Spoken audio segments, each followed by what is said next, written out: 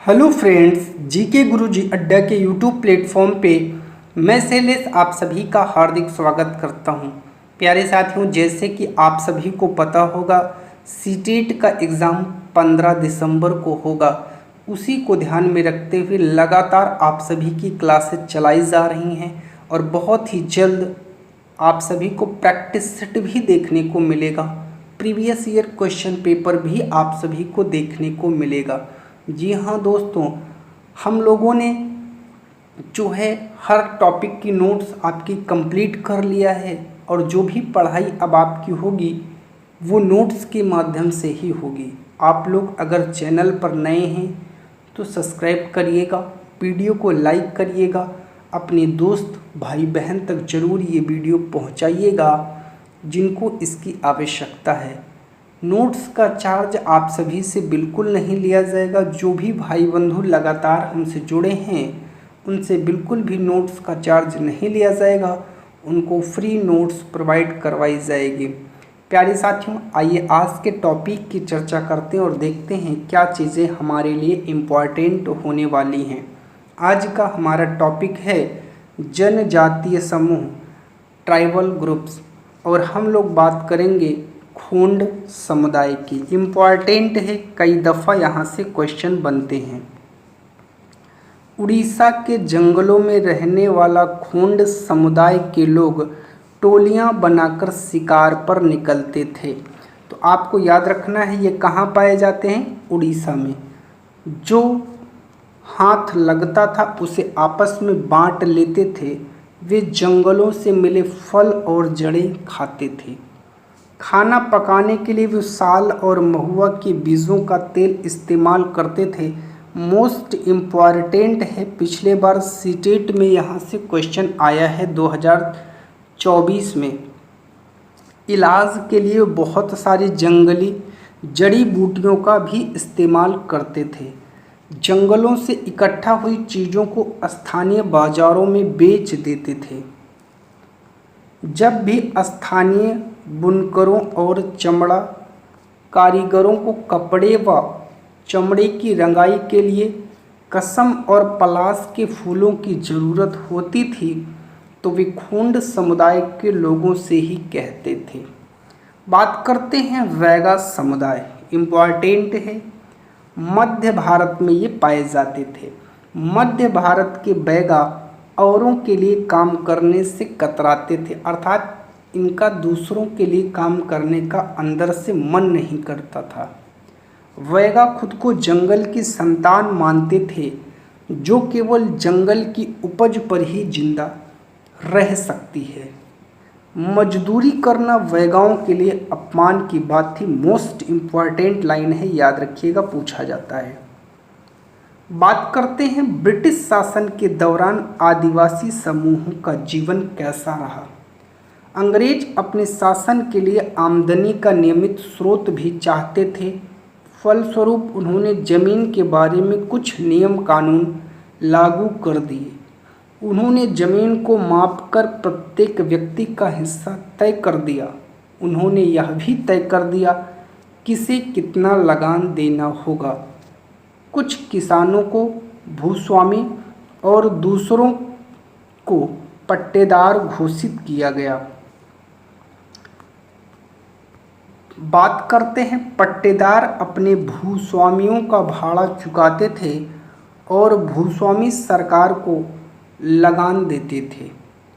19वीं और 20वीं शताब्दी के दौरान देश के विभिन्न भागों में जनजातीय समूहों ने बदलते कानूनों, अपने व्यवहार पर लगी पाबंदियों, नए करों और व्यापारियों व महाजनों द्वारा किए जा रहे शोषण के खिलाफ कई बार बगावत की। 1831-32 में कोल आदिवासियों ने, 1855 में संथालों ने बगावत कर दी।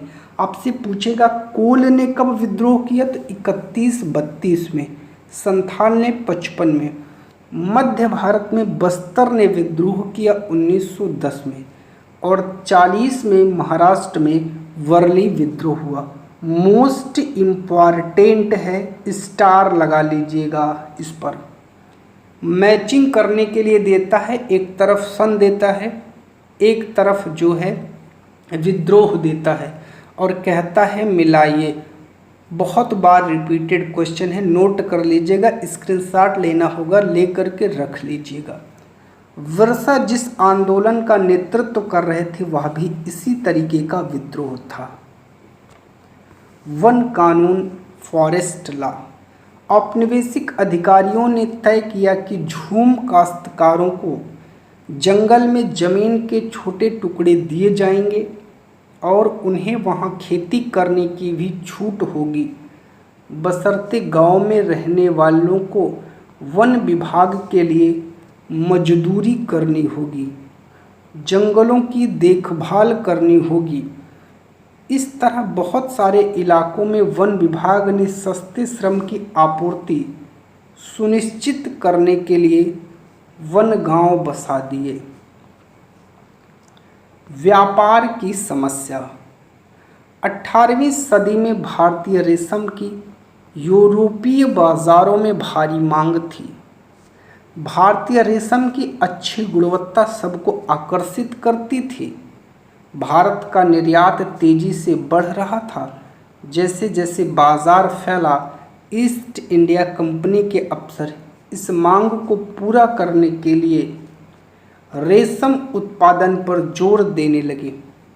वर्तमान झारखंड में स्थित हजारीबाग के आसपास रहने वाले संथाल रेशम के कीड़े पालते थे। इम्पॉर्टेंट है, याद रखिएगा।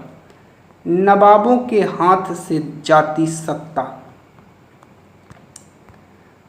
18वीं सदी के मध्य से ही राजाओं और नवाबों की ताकत छिनने लगी थी, उनकी सत्ता कमज़ोर हो रही थी।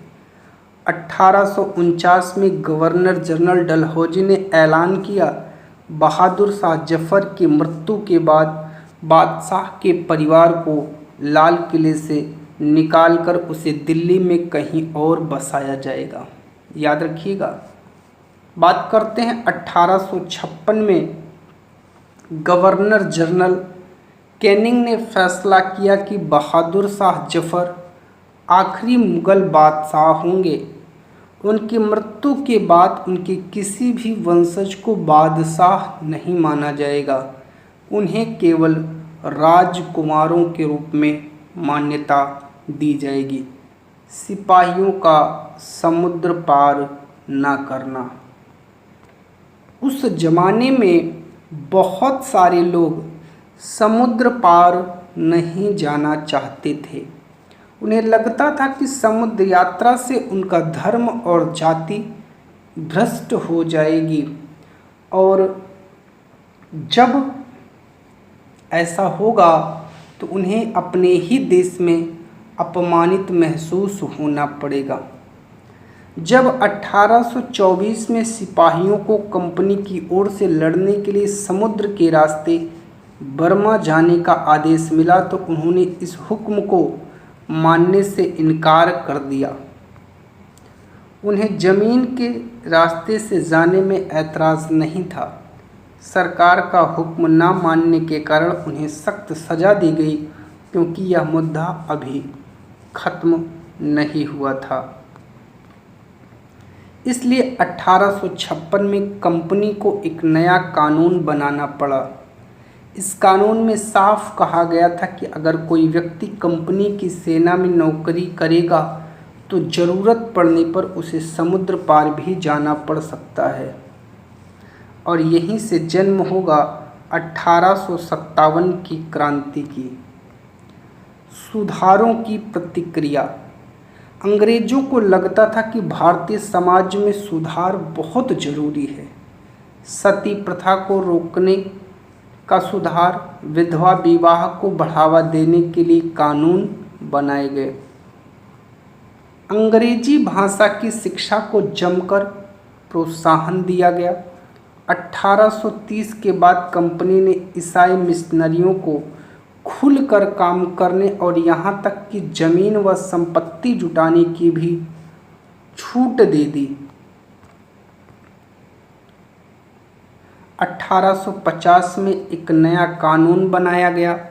जिससे ईसाई धर्म को अपनाना और आसान हो गया। इस कानून में प्रावधान किया गया कि अगर कोई भारतीय व्यक्ति ईसाई धर्म को अपनाता है तो भी पुरखों की संपत्ति पर उसका अधिकार पहले जैसा ही रहेगा। बहुत सारे भारतीयों को यकीन हो गया था कि अंग्रेज उनका धर्म, उनके सामाजिक रीति रिवाज और परंपरागत जीवन शैली को नष्ट कर रहे हैं। जी हाँ दोस्तों, आज की वीडियो में हम लोग इसी टॉपिक पर अपने वीडियो को रोकते हैं। कल फिर मिलेंगे, आगे के बिंदुओं पर चर्चा करेंगे। तब तक के लिए आप सभी का बहुत बहुत धन्यवाद। एक बात आप सभी को और बताना है, चैनल पर नए हैं तो सब्सक्राइब करिएगा, वीडियो को लाइक करिएगा, अपने दोस्तों तक शेयर जरूर करिएगा। बहुत बहुत धन्यवाद।